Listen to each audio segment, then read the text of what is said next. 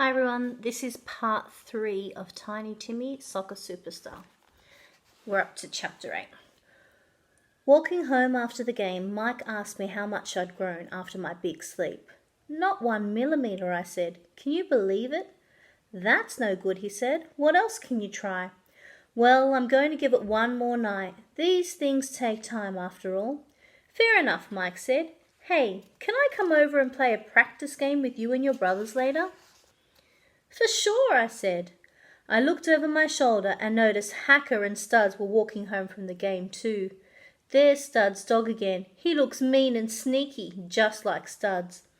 Just then the dog came racing up the footpath towards us, yapping all the way. I didn't want to get bitten, as that just wouldn't work with my heavy practice schedule. But there was nowhere to go.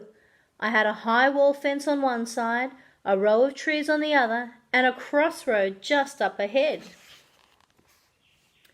I could hear Studs calling from down the street, "Slider, come back!" That was a strange name for a dog, but I was more worried about how I was going to stop him from biting me. Slider kept on running and yapping. What could I do? With Slider about to reach me, I looked over to the fence and crouched down low. I closed my eyes and used all the power in my legs to jump up and try and catch the top of the fence and drag myself out of bite range.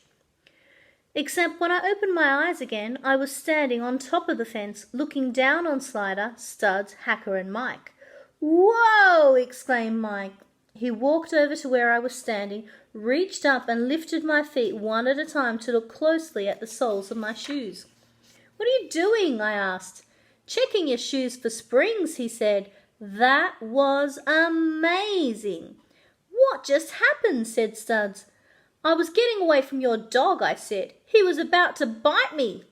"Slider just wanted to thank you for those oranges you left for him back on the field," Studs explained. "I was calling him back because you didn't deserve any thanks." "Not after we had to share one lousy piece," added Hacker. He mumbled something else about juicy goodness before Studs went on again. "But what just happened with you jumping on top of that fence?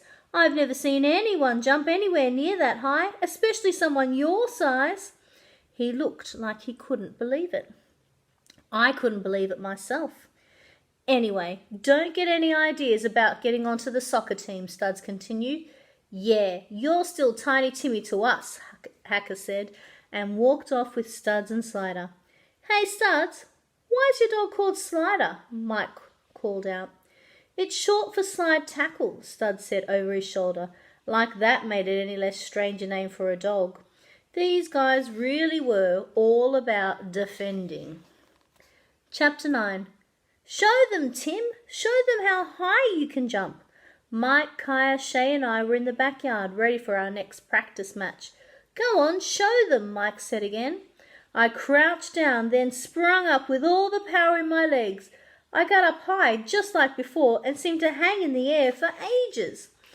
"Bro, how did we not know you could do this? How did you not know you could do this?" said Kaya. "I've never really tried. Well, at least, I've never really had to. I thought that dog was going to bite me." "Well, that dog has done you a big favour," Kaya said. "Do you know what this means?" Not exactly," I admitted. "It means you can jump up and win headers, score goals, assist goals, defend your goal. This is a game changer, bro." Mike added, "You're going to be able to jump higher than defenders and get up even higher than some goalkeepers' arms. You'll get on the team now and be our secret weapon." The only problem was I hadn't practiced headers much in the past. Sure, now I could jump high, but when I tried to head the ball, something was a bit off. The ball hit my nose, or the side of my face. Sometimes I completely missed it. The other parts of my game were coming along well because I'd been practicing them a lot, but this heading would need some work. Match report. Before play even started, Tim had worn himself out from jumping due to repeated requests, especially from Shay. Mike's passing was very good. Shay is getting more comfortable on the ball, and Kaya had more to do this time, but was strong again in goal. Tim's dribbling is excellent, and his shooting was much more consistent. His heading needs to improve, but he's getting in good positions. Shay still has to go next door 3 times to get the ball, but at least this time Tim could tell him exactly where to find it. Shots taken, 14. Shots on target, 9. Goals, 3. Tim 2, Mike 1. Chapter 10. Next morning, after another extra long sleep, I measured my height. No change again. This sleep more and you'll get tall idea just wasn't working. I'd even given it 2 whole days and nights. The line on my tiny Timmy to tall Timmy graph was looking a lot straighter than I hoped it would. Although I wasn't getting any taller, I could at least still practice. It was the weekend, so I went down the street to the soccer field with my brothers and Mike for another game. This time on a full-size pitch. Dad and Mum came along too. Match report. Tim's all-round game continues to improve. His shooting is getting more accurate and his left foot shots are getting stronger. The timing of his headers is getting better. His leap is still amazing. Once his technique improves, he will be unstoppable. Shay is also improving and he was happy that he didn't need to go and collect the ball because Dad was standing behind the goal. Both Dad and Mum are happy that we are at the park and not ruining the back fence and the garden. Mike's crossing is fantastic. Kaya's goalkeeping is still good, but he let more goals in because the goals are wider on a real soccer field. Shots taken, 18. Shots on target, 12. Goals, 6.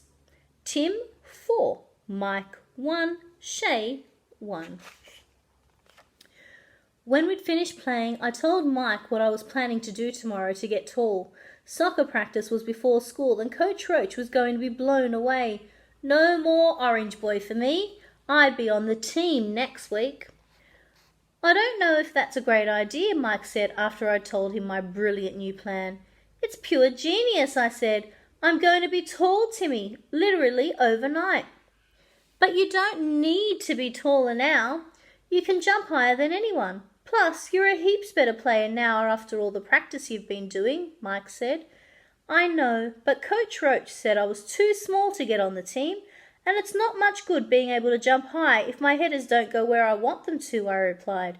This is going to be worth it. You'll see, but you can't tell anyone. It's top secret. When my alarm clock rang early the next morning, I jumped out of bed straight away. This was it. I got dressed and ready for practice, then went and measured myself. Woohoo! I shouted. Finally! I was 4 centimeters taller, and it had been easy. I met Mike outside for the walk to school. He looked at me and said, "Are you sure about this? If this doesn't work, nothing will," I replied. Chapter 11. It was crunch time, soccer practice. I was taller, my graph said so, and now all I had to do was impress Coach Roach. After our warm-up, Coach Roach said, "Let's start with some passing drills. Everybody find a partner and pass the ball to one another. Start close and move a few steps back after each completed pass." Me and Mike started passing to each other. So far, so good.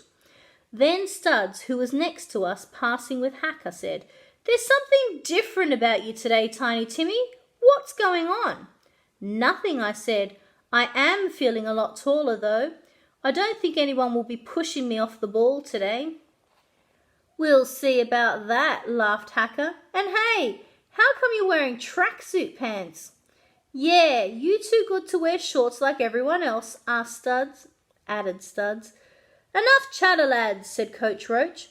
"Concentrate on passing the ball." Mike and I moved another few steps back from each other. As our passes were getting longer, I was needing to put more oomph into each kick, and I was starting to get a little bit wobbly on my feet. "You okay there, Timmy?" asked Coach Roach. "No problem, Coach Roach," I answered. We moved back a few more steps. I was really needing to take a big kick at the ball now to get it down to Mike. It was my turn again. I tapped the ball, knocking it forward a little, took a few paces, and then let fly. "Tiny Timmy's foot has fallen off," shouted Hacker. "That's not his foot, that's his boot," said Studs. I knew something was different about you. Your boots are too big. It was true. This morning when I got ready, I put on my boots as normal. Then I put my feet inside Kaya's boots and laced them up. That's when I went and measured myself. It didn't matter how I was taller, just as long as I was taller. Nobody needed to know. At least that's what I thought. But now everybody knew. What would the team think? What would Coach Roach think? That was quite a stunt, Timmy, Coach Roach said. What were you thinking? You said I needed to be taller, I said. This way, I was taller. I also said if you practice a lot and developed your skills, it might not matter how tall you are, and everyone can see how hard you've worked and how your game has gotten better. And you should see how high you can jump, said Mike. Go on then, let's see it, said Coach Roach. I shook off Kyan's other boot. Mike tossed the ball at me high, and from a standing start, I leaped up and put my head to the ball. It hit me on the nose, but I was way up in the air. That is some bounce in your boots, boy, said Coach Roach. Just like everyone else who'd seen me jump, he was stunned. How did we not know you could do this? How did you not know you could do this? Well, I was chased by Stud's dog Slider, and I thought he was going to bite me and... Never mind, Timmy. If you can leap like that and play how I know you can play, then you have a role in this team. You deserve it, lad. I looked around and everyone on the team looked happy for me. Well, everyone except for Hacker and Studs. Why were they so against me?